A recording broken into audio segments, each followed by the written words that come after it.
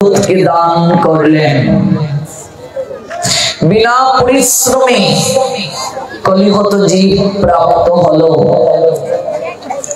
श्रीमान महाप्रभु आसार पूर्वे निताई चाँद आसार पूर्वे जगत जीव श्रीमद् भागवतेर संगे एतटा निबिड़ सम्पर्क स्थापन करते पारेनी। कलिगत जीव जानतो भगवान आছেন, किन्तु भगवान जे धुलार पृथिवीते एसे माटी मानुषेर संगे एकाकार हये जेते पारेन, এই তত্ত্ব এই অহৈতুকী লীলা জীবের লোচনে গোচরিত হয় নাই। শ্রীমান মহাপ্রভু এবং নিতাই চাঁদের অহৈতুকী কৃপাতেই ভাগবতের সঙ্গে সাক্ষাৎকার হলো কলিগত জীবের। এজন্যই চৈতন্য চরিতামৃতের আদি লীলা प्रथम परिच्छेदे श्रील कृष्णदास कविराज गोस्वामी पाद जानालेन दुई भाई हृदयेर खाली अंधकार दुई भागवत संगे करान साक्षात्कार। दुई भाई के चंद्र सूर्যের ন্যায় তারা, এই চন্দ্র সূর্য দুই পরম সদয় জগতের ভাগ্যে গৌরে করিলা উদয়। চন্দ্র সূর্যের সঙ্গে তুলনা করা হয়েছে গৌর আর নিতাইকে। বলছেন জগতের ভাগ্যে জগৎ জীব भाग्यवान हलो भाग्यवती हलो गौर निताई के पे। श्रीमान महाप्रभु नित्यानंद प्रभु आसार आगे भागवतेर संगे साक्षात्कार छिलो ना। साक्षात शब्देर अर्थ की अंतरेर भाव विनिमय। अपनी रास्ता दिए जाচ্ছেন, কারো উপর আপনার দৃষ্টি নিবদ্ধ হলো, সেটিকে দেখা বলে, কিন্তু সাক্ষাৎকার বলে না। সাক্ষাৎকার কি? অন্তরের ভাব বিনিময়। শ্রীমান মহাপ্রভু নিত্যানন্দ প্রভু এসে ভাগবতের সঙ্গে জগৎ জীবকে সাক্ষাৎকার করালেন। এক ভাগবত বড় ভাগবত শাস্ত্র আর ভাগবত ভক্ত ভক্তি রস পাত্র। এক ভাগবত শাস্ত্র, আরেক ভাগবত হচ্ছেন ভক্ত ভক্তি রস পাত্র। মনে রাখবে মা, ভক্ত ভাগবত যদি জগতে না থাকতেন গ্রন্থ ভাগবতকে কেউ জানতো না। সর্বপ্রথম গৌর আর নিতাই চাঁদ সেই জগৎকে সেই শিক্ষাটা দিলেন। আমারে ভজিবার যার আছে অভিলাষ সে ভজুক আমার মঙ্গল প্রিয় দাস। মোর ভক্ত নাহি ভজে আমা ভজে মাত্র সেই দাম্ভিক কবু নহে মোর প্রসাদের পাত্র। আমার ভক্তকে যে ভজন করে না আর আমাকে ভজন করে সেই ব্যক্তি অহংকারী দাম্ভিক, সে মূর্খ, সে কখনো আমার কৃপা লাভ করতে পারে না। এজন্যই আচার্যগণ জানালেন আমারই ভজিবার যার আছে অভিলাষ, যে আমাকে ভজন করার হৃদয়ে মাঝে ইচ্ছে জ্ঞাপন করে। অভিলাষ শব্দের অর্থ ইচ্ছে। সে ভজুক। কাকে ভজবে? আমার মঙ্গল প্রিয় দাস। তাহলে ভগবানের মঙ্গল প্রিয় দাসকে গোবিন্দ কহিন মম বৈষ্ণব পরাণ, বৈষ্ণব হৃদয়ে সদা মুই করি বিশ্রাম। ভগবানের মঙ্গল প্রিয় দাস হচ্ছেন ভক্ত বৈষ্ণব। সাধুদের হৃদয়ে ভগবান সতত বিশ্রাম করেন। ভক্তের হৃদয়ে ভগবানের সতত আশ্রয়স্থল। ভক্তের হৃদয়ে সতত বিশ্রাম করেন ভগবান। এই জন্য বলছেন গোবিন্দ কহিন মম বৈষ্ণব পরাণ। বৈষ্ণব আমার প্রাণ। প্রাণ যদি না থাকে দেহের কি কোনো মূল্য আছে? নেই। সাধুগণ ভগবানের হৃদয়। চৈতন্য চরিতামৃত বলছেন ঈশ্বর স্বরূপ ভক্ত তার অধিষ্ঠান। ভক্তের হৃদয়ে কৃষ্ণের সতত বিশ্রাম। কি চমৎকার কথা! ঈশ্বর স্বরূপ ভক্ত, ঈশ্বরের অংশ প্রত্যেকের চিত্তে আছে, প্রত্যেকের হৃদয়ে আছে। ভক্তের হৃদয়ে কৃষ্ণের সতত বিশ্রাম। প্রত্যেকের মাঝেই তো ভগবান আত্মা রূপে আছেন, কিন্তু এই কথাটা কেন বললেন ভক্তের হৃদয়ে কেবল আমি বিশ্রাম করি? এই কথাটা কেন বললেন? তার কারণ প্রত্যেকের মাঝে আছেন ভগবান, কিন্তু কজন অনুভব করতে পেরেছে গো? কজন জাগ্রত করতে পেরেছে সেই চেতনাকে?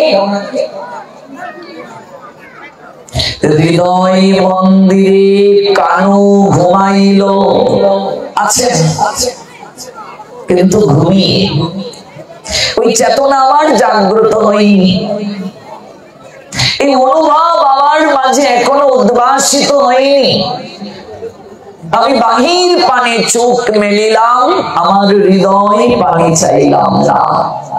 তুমি যে আমার হৃদয়ে আছো প্রভু, আমি একটিবার অনুভব করলাম না। আমার হিয়ার মাঝে লুকিয়েছিলে, দেখতে আমি পাইনি। তোমায় দেখতে আমি পাইনি। তুমি আমার চিত্তে আছো, কিন্তু অনুভব নেই আমার। কে অনুভব করিয়ে দেবেন? কে সম্বন্ধ স্থাপন করিয়ে দেবেন? মহৎ সজ্জন গুরু বৈষ্ণব, তারাই পারেন হারানো সম্পর্ক গোবিন্দের সঙ্গে পুনঃস্থাপন করিয়ে দিতে। কারণ তারা কৃষ্ণ ধনী ধনী। কৃষ্ণ সে তোমার, কৃষ্ণ দিতে পারো, সে শক্তি তোমারও আছে। আমি তো কাঙ্গাল, কৃষ্ণ কৃষ্ণ বলে ধাই তব পাছে পাছে। একমাত্র তারাই পারেন। সাধব হৃদয়ং মহ্যং সাধুনাং হৃদয়ং তুহং মদন্দাতে ন জানন্তি নাহং তেব্বো মনাগপি।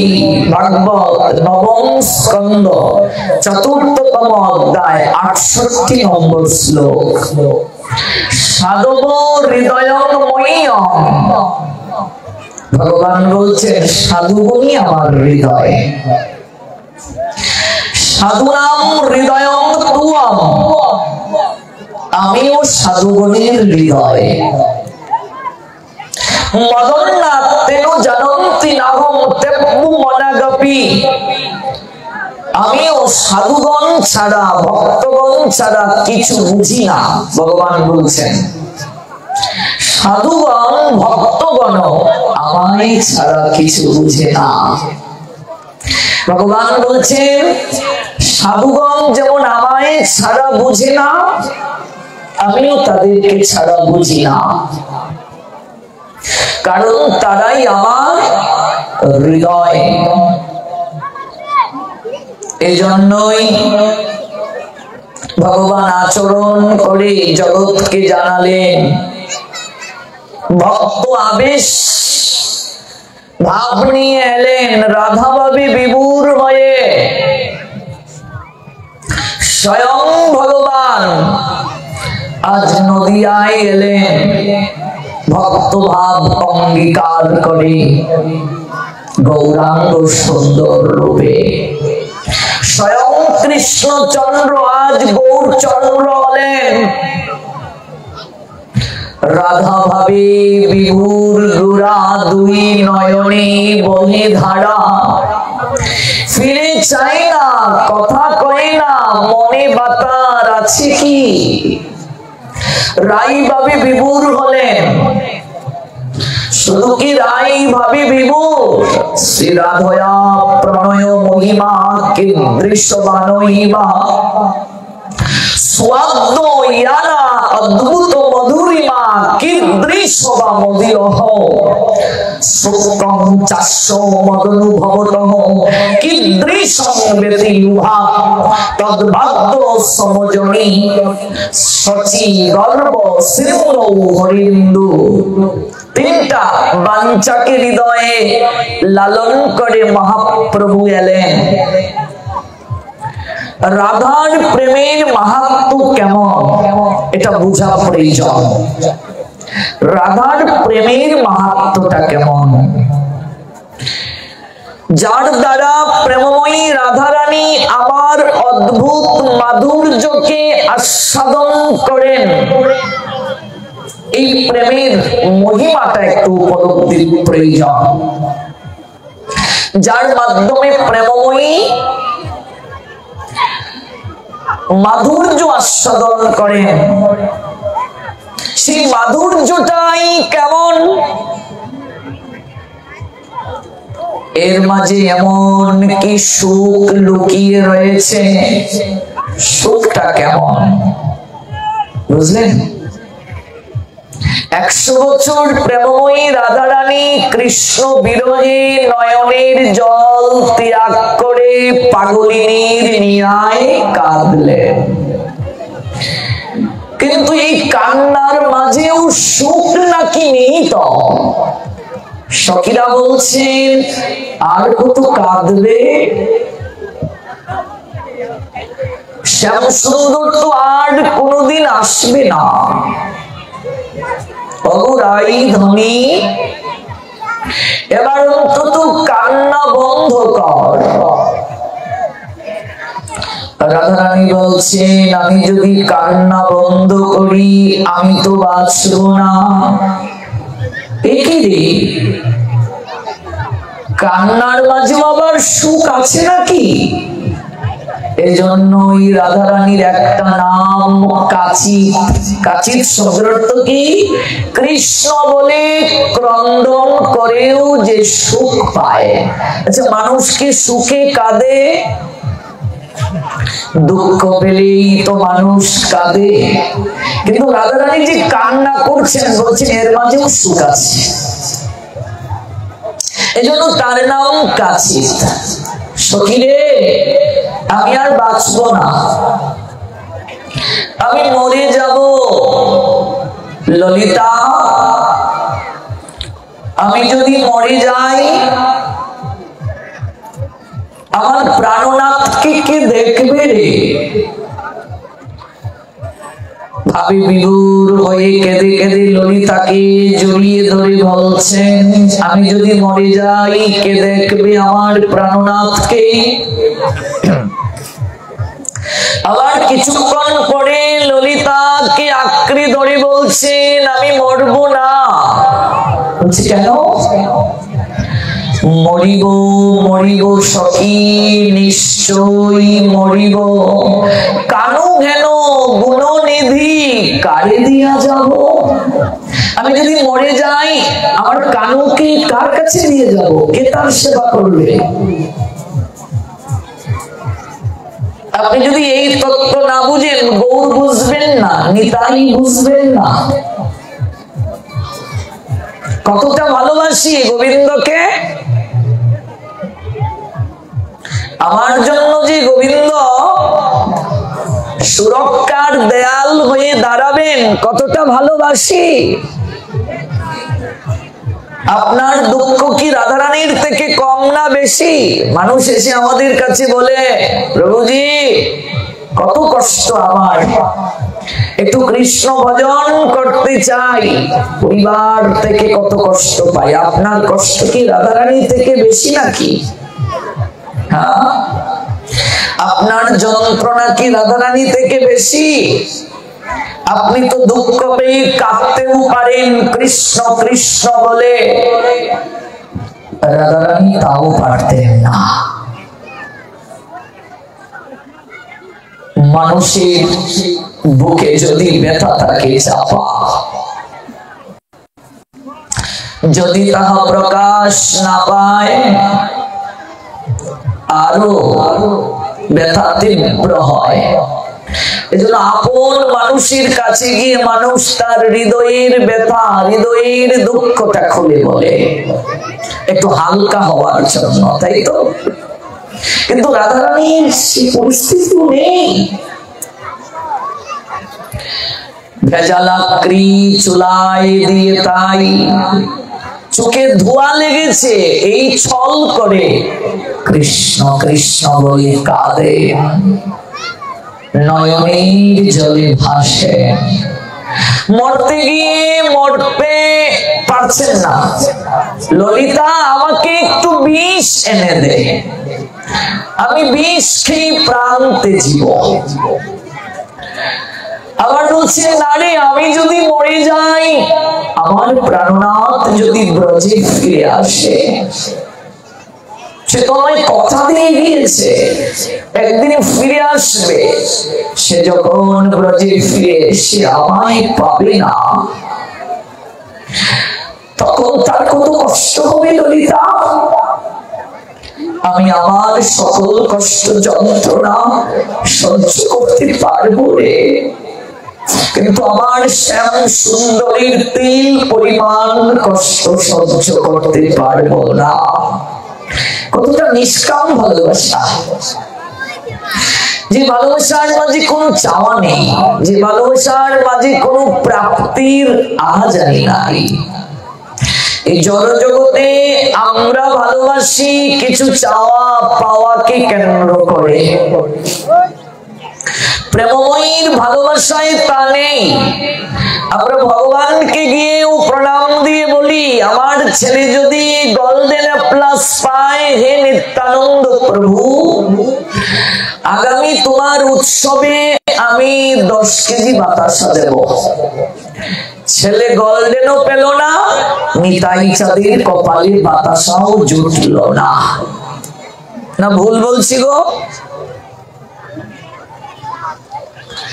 মানত যারা করে, মায়েরা বেশি করে, মানসিক বুঝো, মানসিক যারা করে ওরা হচ্ছে সবচেয়ে বড় মূর্খ, পাপী, অপরাধী। মানত যারা করে ওরা ভগবানকে লোভ দেখায়। লোভ, লোভ কিভাবে?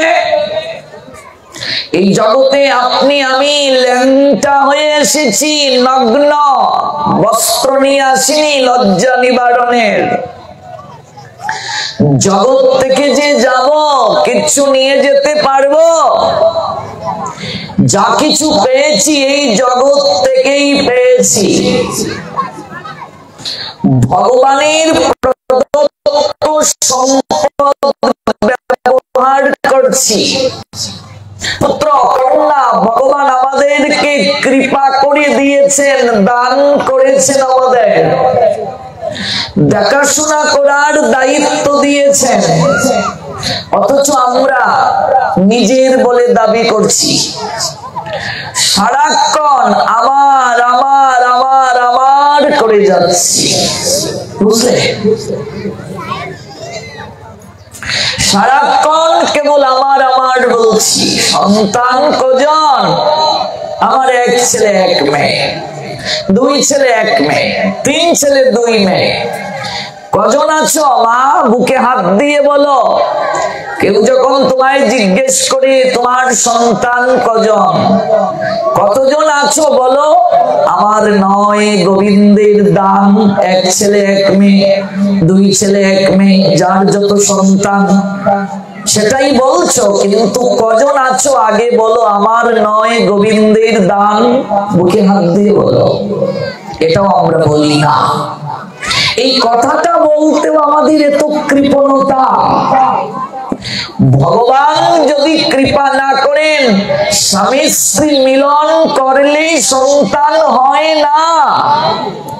যদি ভগবানের কৃপার প্রয়োজন না হতো, জগতে কত নারী বিয়ের পর মা ডাক কেন শুনতে পায় না? কত পুরুষ একটা সন্তানের জন্য দাঁড়ে দাঁড়ে ভগবানের কাছে, গুরু বৈষ্ণবের কাছে গিয়ে ভিক্ষা চায়, যদি ভগবানের কৃপার প্রয়োজন না হতো। ভগবান তাতেই সন্তুষ্ট যারা কেবল বলছে আমার নয় গোবিন্দের দান। আজ থেকেই ভুল করবে না। সন্তান কজন? তোমার যত সন্তান তাই পরিচয় দাও, কিন্তু আগে বলো আমার নয় গোবিন্দের দান। তাতেই গোবিন্দ সন্তুষ্ট।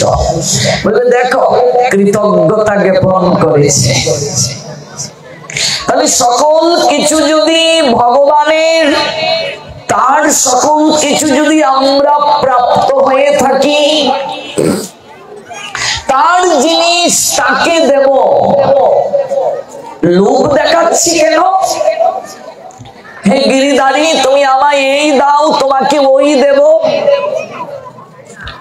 মা কালীকে গিয়ে প্রণাম দিয়ে বলছে আমার মেয়ের গড়ে প্রত্যেক বছর মেয়ে হচ্ছে, একটা যদি ছেলে হয় তোমাকে ডাবল দেব, পাঠা। তো তোমার মেয়ের গড়ে ছেলে হবে, আরেক মায়ের কুল খালি করে কেন পাঠা দেবে? পাঠার প্রাণ নেই? হ্যাঁ, মা কালী পাঠা খায়। এই বিশেষ করে মায়েরা বেশি মানত করে। কিছু মূর্খ আছে মা, যাদের কোনো শাস্ত্রীয় জ্ঞান নেই, লম্বা হয়ে একটা মানত করে ফেলে। ওই কোনা তীর্থে কবুতর দেব, পাঠা দেব, এই দেব, সেই দেব। হ্যাঁ, আবার মানত যদি পূর্ণ না হয় দেয় না। দেও না কেন গো? হ্যাঁ, মানত পূরণ না হলে দেও না কেন? তার মানে লোভ দেখাচ্ছ ভগবানকে। হ্যাঁ, ভগবান কি আমার আপনার মতো কাঙ্গাল নাকি বাতাসার? হ্যাঁ, লোভ দেখাচ্ছ ভিখারি নাকি ভগবান? মানত যারা করে ওরা মূর্খ। ভগবান আমাদের মনের কথা জানেন, অন্তর্যামী। সন্তান পরীক্ষায় যাচ্ছে, আগেই নিতাই চাঁদকে বলো হে নিতাই চাঁদ, তোমার সন্তানের পরীক্ষা যেন ভালো হয়। এই সন্তান আমার নয়, তোমার নয়, দেখাশোনা করার দায়িত্ব পেয়েছো। পিছনে যারা আছো মায়েরা এদিকে এগিয়ে এসো, অনেক জায়গা আছে। সামনে বসতে অনেকেই ভয় পায়, সামনে যারা বসে তাদের কৃপা বেশি হয়। ভালো স্টুডেন্টরা পিছনে বসে না সামনে বসে? হ্যাঁ, শ্রবণ হতে হবে মনোযোগ সহকারে। সামনে চলে আসো, যারা দাঁড়িয়ে আছো পিছনে সামনে আসো। এই জন্য ভগবানকে লোভ দেখাবে না, মানত করাটাই উচিত নয়। ভগবান করুণাময়, তিনি কি দেননি আমাদের? পাখির কণ্ঠে গান দিয়েছেন, স্রোতস্বিনীর স্রোতধারার সৌন্দর্য অবলোকন করার জন্য দুটো নয়ন দিয়েছেন। বনরাজি বৃক্ষ লতা গুল্ম অনিন্দময় প্রকৃতি কি দেননি তিনি গো? যা দিয়েছ তুমি মুড়ে কি দেবতার প্রতিদান, তুমি যা দিয়েছ তা প্রতিদান দেওয়ারই তো সামর্থ্য নেই আমার। ভগবান যা দিয়েছেন এগুলোর ঋণ শোধ করাই তো সম্ভব নয় গো। আবার নতুন করে তাকে লোভ দেখাচ্ছি। আর লোভ কি? পাঠা কৈতর এই পঙ্ক্তিতে চোখের সামনে আমার এক মা পাঠা ছেড়েছে, একজনে এক ঠ্যাং ধরে টানতেছে, আরেকজনে আরেক ঠ্যাং ধরে টানতেছে। পাঠা টানতে টানতে পাটার এক ঠ্যাং জীবন্ত ছিঁড়ে নিয়ে গেছে। এটা ধর্ম? এই যারা এগুলো মানত করে ওদেরকে মৃত্যুর পরে লৌহ দণ্ড গরম করে যে জিহ্বা দিয়ে কথা উচ্চারণ করেছে শেখা দেবে জিহ্বার মাঝে।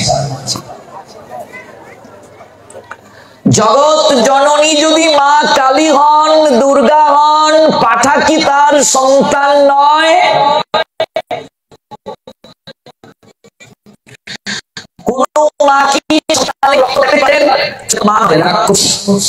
সন্তানের রক্ত চাই। আমরা ধর্মান্ধ।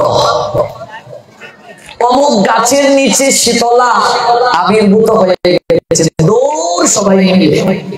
নিজের ঘরে গোপাল, এখন আর গোপালের উপর ভরসা নাই। শীতলা অমুক গ্রামের গাছের নিচে আবিষ্কার হয়ে গেছে, দৌড়। অমুককে নাকি মনসা পেয়ে গেছে।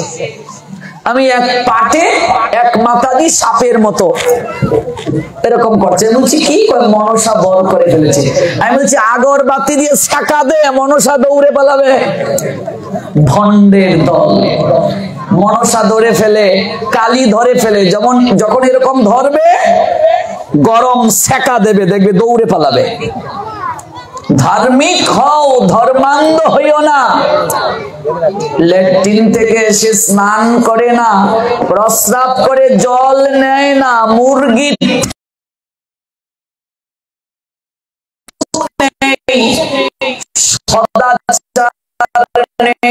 স্বপ্ন দেখিয়েছে। কোথায় গো? আমাদের এখানে নয়, আমাদের গ্রামের একজন শুনে এসেছে।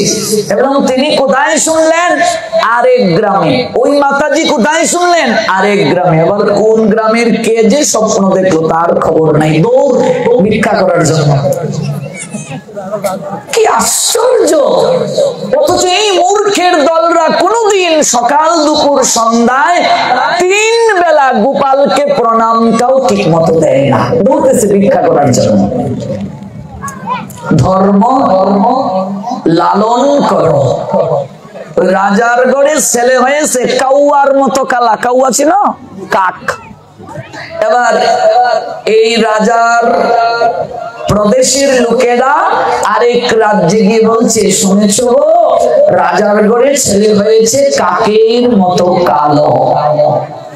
এবার ওরা গিয়ে আরেক জায়গায় প্রচার করছে, শুনছিস রে, শুনছিস শ্যামানন্দের মা রাজার ঘরে ছেলে হয়েছে কাউয়ার মতো কালা। শেষ বুঝলে? রাজার ঘরে ছেলে হয়েছে কাকের মতো কালো। ওরা গিয়ে আরেক জায়গায় এটা প্রচার করেছে, ওরা গিয়ে আরেক জায়গায় প্রচার করেছে কাকের মতো কালো। শেষ। রাজার ঘরে ছেলে হয়েছে কাকের মতো কালো, এবার প্রচার হয়ে গেল কাকের মতো। ওরা গিয়ে আরেক জায়গায় প্রচার করছে, শুনেছিস রে, হ্যাঁ রামানন্দের বাবা রাজার ঘরে ছেলে হয়েছে কাউয়া। কি ছিল? কাউয়ার মতো কালো। শেষ পর্যন্ত ছেলে কি হইল? কাউয়া। কাকে স্বপ্নে দেখিয়েছে তার হদিস নেই, দৌড় শুরু করেছে ভিক্ষায়। এগুলো ধর্ম নয়। এই জগতে ধর্ম নামে যাহা চলে ভাগবত বলে তার পরিপূর্ণ ছলে। সবগুলো ছল, ঠকানো, ধর্ম নয়। ধর্ম আমার মহাপ্রভু জগৎকে কলিযুগে যা দিয়ে গেলেন। ধর্ম তু সাক্ষাৎ ভগবৎ প্রণীতম। ধর্ম ভগবানের আইন, ওই আইনটাকে ধারণ করার নাম ধর্ম।